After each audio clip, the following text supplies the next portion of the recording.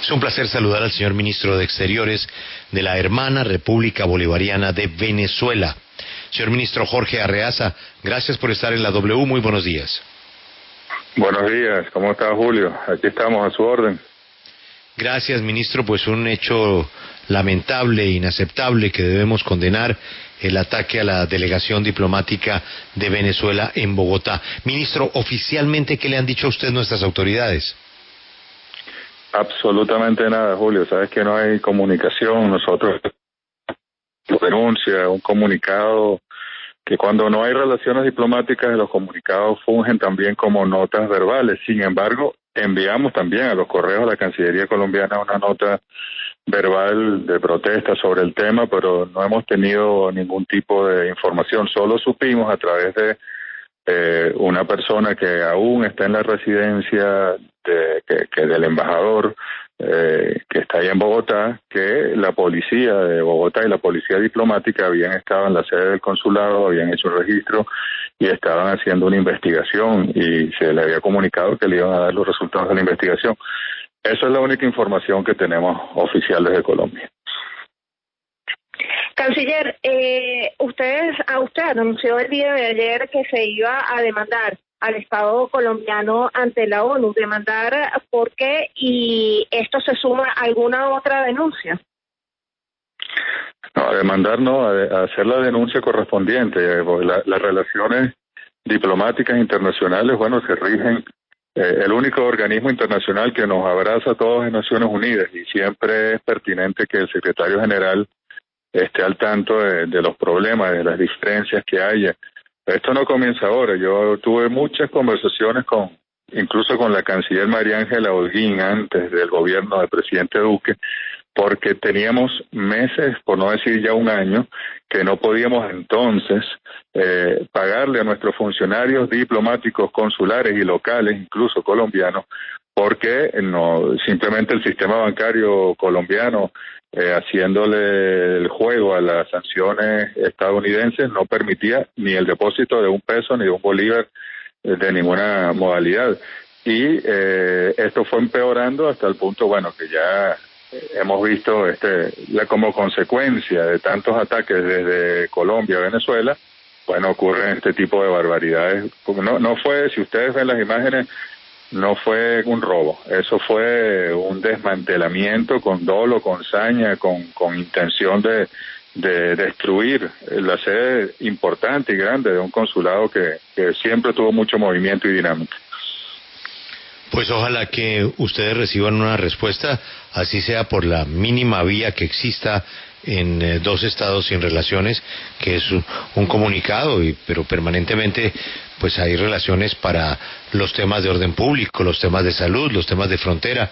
Alguien que le explique a Venezuela qué saben las autoridades sobre este ataque que ni más faltaba debemos rechazar. Es una sede diplomática que merece todo el respeto. Señor canciller, le quiero cambiar de tema. Alex Saab. Hay muchos venezolanos, como hay muchos colombianos, en el mundo con problemas internacionales. Pero en este caso de Alex Saab, nos ha llamado mucho la atención esa batería de defensa que ha desplegado el gobierno de Venezuela, inclusive con abogados de talla internacional como Baltasar Garzón, o los mejores que hay en Cabo Verde. ¿Por qué es tan importante para Venezuela que Alex Saab no vaya a los Estados Unidos? Mira, la defensa de Alex Saab está en sus manos fundamentalmente. Nosotros, como él estaba en gestiones diplomáticas como agente del Estado venezolano para, bueno, imagínate lo que puede ayudar un empresario de su talla para que podamos importar comida, medicina, combustible, a pesar del bloqueo y de las sanciones estadounidenses. Y eso siempre, él como otros empresarios venezolanos importantes, habían estado siempre de manera cooperativa, colaborando con el pueblo y con el Estado venezolano. Pero la defensa del señor Saab está en manos de su equipo legal. Venezuela lo que hace es, porque es nuestra responsabilidad como con cualquier agente del Estado, es apoyar en esa defensa y estar pendiente de sus condiciones de reclusión, con visitas consulares, como corresponde con cualquier venezolano que esté detenido en otro país. Canciller, apoyar de qué forma. A través de distintos medios de comunicación pudimos conocer que el pasado 5 de julio había usted enviado una carta a su homólogo en Cabo Verde donde solicitaba la liberación de Alex Saab y también que el embajador pudiese visitarlo. ¿Esto se concretó? ¿Esta visita se concretó? Sí, hemos tenido la posibilidad de que se dé la visita y, como le digo, nosotros estamos apoyando el proceso de defensa porque la detención fue absolutamente irregular. Una detención con un supuesto código rojo de Interpol cuando ni siquiera había un código azul previo, y cuando él aterrizó en esa escala técnica en Cabo Verde no había ningún código rojo de Interpol. Si esto fue una operación de persecución política de los Estados Unidos contra esta persona, y nosotros nos corresponde aquí defender a un venezolano que injustamente, de manera además tendenciosa, dolosa, de los Estados Unidos pretenden privarlo de su libertad bajo falsas acusaciones. Eso no tiene ningún sentido y creo que la propia Interpol así lo reconoció y nos dio la razón a nosotros, y lo demás son presiones de Estados Unidos para mantener al señor Saab privado de su libertad. Señor Canciller, ha estado ahí una delegación noruega, una especie de toma de temperatura de la situación. ¿Algún resultado, alguna posibilidad de negociación? Mire, nosotros desde el primer día, yo creo que el presidente Maduro ya ha superado el récord histórico de llamados al diálogo. Nosotros desde el primer día hemos dicho que cualquier modalidad de diálogo, si quieren que venga su santidad el Papa, si quieren que sean los noruegos, si quieren que sean los irlandeses, si quieren que vengan los extraterrestres, nosotros, es más, no nos hace falta ninguno. Yo creo que este año, antes de la elección del Consejo Nacional Electoral, el propio presidente Maduro se reunió en 2 oportunidades con la oposición en todos sus formatos en Venezuela, personalmente, y el jefe de nuestra delegación de diálogo, Jorge Rodríguez, se reunió más de 17 veces con ellos. Ahora, si necesitamos de una puesta en escena con unos señores que vengan desde el exterior, etcétera, pues nosotros encantados, y la diplomacia noruega es extraordinaria en este sentido y estamos dispuestos a hacerlo. Ahora bien, la otra parte, la oposición extrema venezolana, que en realidad, como ustedes saben, responde al gobierno de Estados Unidos. Bueno, hay elecciones, hay campaña electoral en Estados Unidos, están buscando desesperadamente los votos en Florida.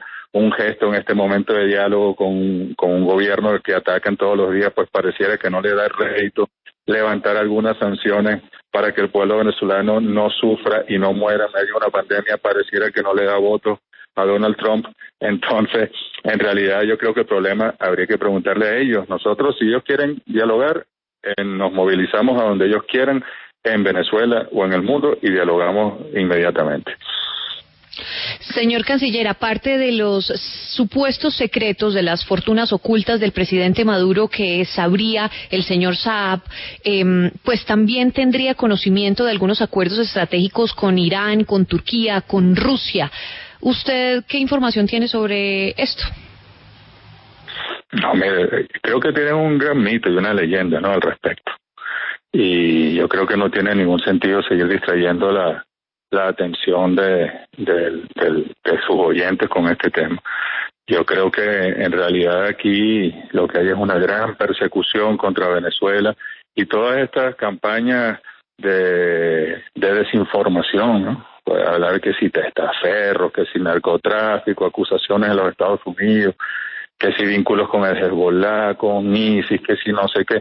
De verdad que ya es una cosa, y hay que reconocer que es obsesivo el tema, tanto en Estados Unidos, creo que no. Cuando hablan de América Latina tienen que atacar a Venezuela, y desde Colombia el tema venezolano es una cosa de una obsesión compulsiva que incluso ustedes, que son periodistas muy serios, no pueden escapar a ello.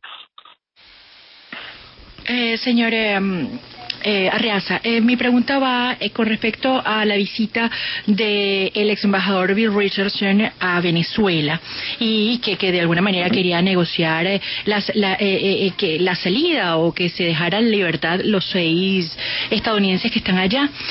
Esta negativa o el resultado que no se dio en estas conversaciones responderían de alguna manera a un intercambio a futuro con el señor Saab, con los Estados Unidos. No, eso es parte del mito y la leyenda que ustedes van armando en los medios de comunicación. El señor exgobernador, congresista Richardson estuvo aquí, él es un hombre con el que hemos tenido contacto antes, vino a expresar algunas preocupaciones. Esas 6 personas de las que tú hablas son venezolanos, los 6 son directivos nacidos en Venezuela, no son estadounidenses, si tienen una segunda nacionalidad no es tema de la justicia venezolana. Y también él mismo dijo en un comunicado que había hablado de los 2 mercenarios que se entrenaron en Colombia, que vinieron desde Colombia hasta Venezuela a atacar a Venezuela. Y bueno, ahí está, ellos están en debido proceso, en un juicio en el que tienen derecho a la defensa. Y se hablaron de estos temas con él, etcétera, pero en ningún momento nosotros no estamos planteando negociaciones por absolutamente nada. La dignidad de Venezuela no está nunca en negociación. Señor ministro, es también un mito que la persecución de los Estados Unidos por el señor Alex Saab nada tiene que ver ni con el oro, ni con el dinero, ni con el uranio, ni con todo lo que se ha dicho, ni con relaciones políticas con Colombia o con Venezuela, sino realmente la información valiosa para Estados Unidos del señor Saab es sobre Hezbollah. ¿Eso también es mito? Absolutamente, Julio. A mí te lo juro que me da risa el tema incluso porque que si aquí lo que falta es que digan que tenemos, que resucitó Osama Bin Laden y que lo tenemos aquí nosotros escondido, que nunca lo mataron, que también hay una serie de teorías al respecto, ¿no? Y que entonces está Hezbollah y está ISIS y está todo el asunto y lo vinculan con el oro, con las bicicletas atómicas, con el uranio iraní.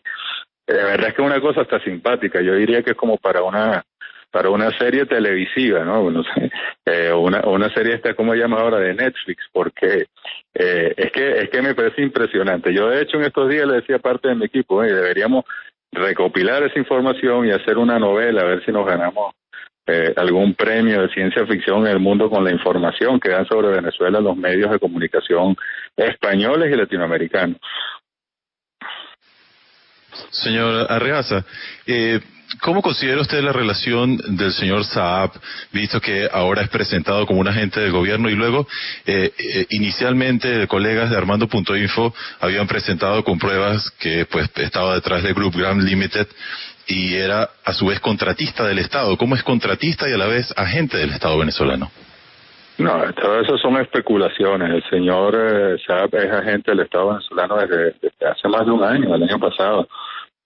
Y ha sido muy útil, ¿verdad?, las gestiones que él ha podido hacer para que siga habiendo en Venezuela la posibilidad de tener acceso a los alimentos, a las medicinas, y nosotros en ese sentido estamos muy agradecidos y por eso nos preocupa mucho su integridad física y la justicia en su caso. El resto no hay ninguna, de lo que usted dice, por ejemplo, no hay ninguna prueba al respecto. Y bueno, como yo le digo, creo que la pandemia también ha ocasionado que haya pocos temas serios de conversación, sobre todo en Colombia, porque aquí eso no es un tema en los medios de comunicación y bueno, están generando un gran mito al respecto de este caso. Última pregunta, señor ministro, porque sabemos de su apretada agenda. Aida Merlano, ¿qué posibilidad, a pesar de las no relaciones existentes en los dos países, existe de que Aida Merlano le pueda contar la verdad a nuestros jueces sobre esa valiosa información que ella tiene de corrupción política en la costa colombiana? Mire, me imagino que si el Poder Judicial colombiano tiene algún interés en entrevistarla, pues que se comunique con el Poder Judicial venezolano y yo estoy seguro que se evaluará. No hay en la justicia venezolana ninguna intención de ningún secretismo al respecto. Si ya tiene una información valiosa, pues seguramente el Poder Judicial venezolano lo abordará, pero sí es preocupante el tema de la falta de relaciones. Yo quisiera terminar con esto, Julio, porque en la frontera tenemos ahí la situación de los migrantes venezolanos, colombianos, y una vez más insistimos en la necesidad, lo del ejemplo del consulado venezolano es un ejemplo de cómo está la relación bilateral.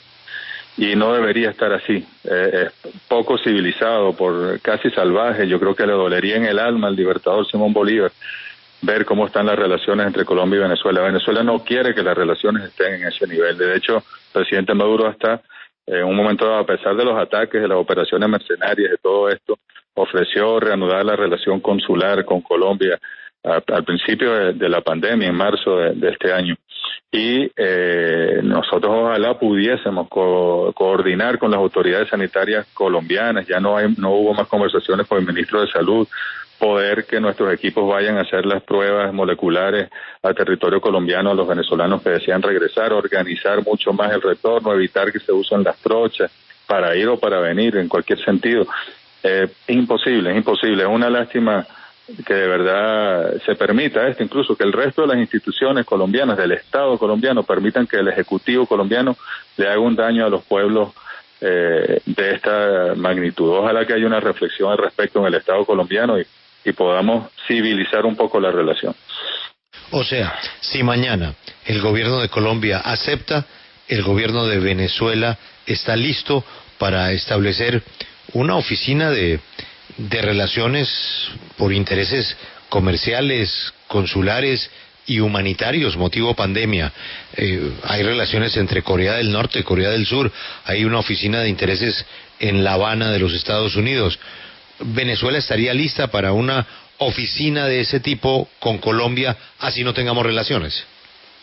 Sí, por supuesto. Si eso va en beneficio de nuestros pueblos y si no es ir directamente a la relación consular, pero si es algo que depende de Colombia, y si nosotros hoy yo recibo una nota verbal de la Cancillería colombiana saludándonos por primera vez desde que está Duque en el poder y abriendo la posibilidad de dialogar en una fórmula para que las relaciones vuelvan a establecerse a algún nivel, nosotros estamos dispuestos a colaborar y a cooperar en ese sentido. A la fecha, ¿usted no ha recibido siquiera una carta de la canciller Claudia Blum? No, nada, en absoluto. En absoluto. Es una lástima, y del canciller anterior menos. Es verdad una cosa increíble. Pero como le digo, esto servirá para literatura de lo que no debe hacerse en la diplomacia y en las relaciones internacionales, y para la literatura de la ciencia ficción también. Bueno, ministro, pues trataremos de mantener este canal que siempre ha estado abierto por su amabilidad para hablar de los temas que nos preocupan. Muchas gracias, ministro. Seguro, Julio. Un gran abrazo. Hasta luego. Es el canciller de Venezuela, Jorge Arreaza.